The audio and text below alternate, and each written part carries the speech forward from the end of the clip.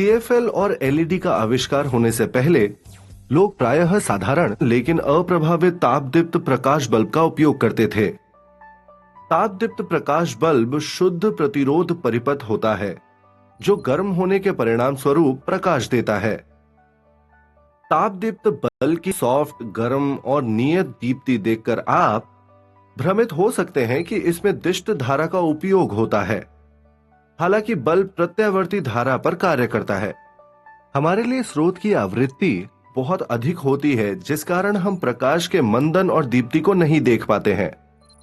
हम जो देखते हैं वो प्रकाश की औसत दीप्ति होती है। प्रकाश के मंदन और दीप्ति को समझने के लिए हमें यह समझने की आवश्यकता है कि प्रत्यावर्ती धारा स्रोत से जुड़े प्रतिरोध में धारा और वोल्टता कैसे परिवर्तित होती है। आइए सीखें। यहां आप एक प्रत्यावर्ती वोल्टता स्रोत देख सकते हैं जिसके टर्मिनलों के बीच तात्क्षणिक विभवांतर V है और ये एक प्रतिरोधक से जुड़ा हुआ है जिसका प्रतिरोध है R। ऐसे प्रत्यावर्ती धारा परिपथ जिनमें केवल प्रतिरोध हो और प्रेरकत्व या धारिता नगण्य हो विशुद्ध प्रतिरोधकीय परिपथ कहलाते हैं।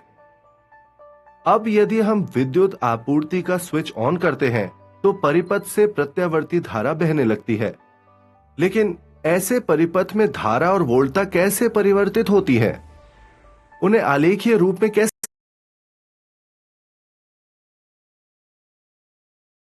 दर्शाया जा सकता है? इन प्रश्नों का उत्तर देने का प्रयास करते हैं। इस टॉपिक में हम एक विशुद्ध प्रतिरोधकीय परिपथ का अध्ययन करेंगे और हम इसके लिए प्रत्यावर्ती धारा और प्रत्यावर्ती वोल्टता का व्यंजक भी प्राप्त करेंगे। हम एक विशुद्ध प्रतिरोधकीय परिपथ के लिए प्रत्यावर्ती वोल्टता और प्रत्यावर्ती धारा बनाम ओमेगा टी के आलेख और फेजर आरेख भी बनाएंगे।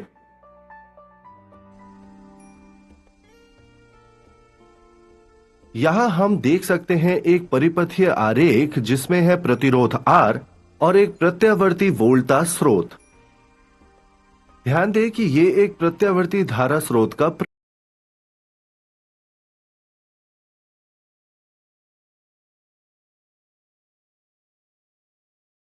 प्रतीक है। इसे प्रत्यावर्ती वोल्टता स्रोत से बदले और यह एक प्रतिरोधक का प्रतीक है। परिपथ में प्रतिरोधक के प्रतीक को वास्तविक प्रतिरोधक से बदले तो अब हमें जो परिपथ प्राप्त होता है उसमें प्रतिरोधक R और प्रत्यावर्ती धारा वोल्टता स्रोत शामिल है। याद करें कि एक प्रत्यावर्ती धारा स्रोत जैसे कि जनित्र में प्रत्यावर्ती वोल्टता प्रेरित होती है। प्रेरित वोल्टता का परिमाण V समय के साथ निरंतर परिवर्तित होता रहता है। ये परिवर्तन संबंध V is equal to Vm sine omega t के अनुसार होता है, जहां Vm परिवर्ती विभवांतर का आयाम या शिखर मान है और ओमेगा प्रत्यावर्ती धारा की कोणीय आवृत्ति है। याद करें कि प्रत्यावर्ती स्रोत द्वारा आरोपित वोल्टता इसी प्रेरित वोल्टता के समान होती है। इसीलिए आरोपित विभवांतर V, जिसे AC वोल्टता भी कहते हैं, स्रोत के टर्मिनलों के मध्यस्थ में ऐसे दर्शाया जाता है V equals Vm sine omega t।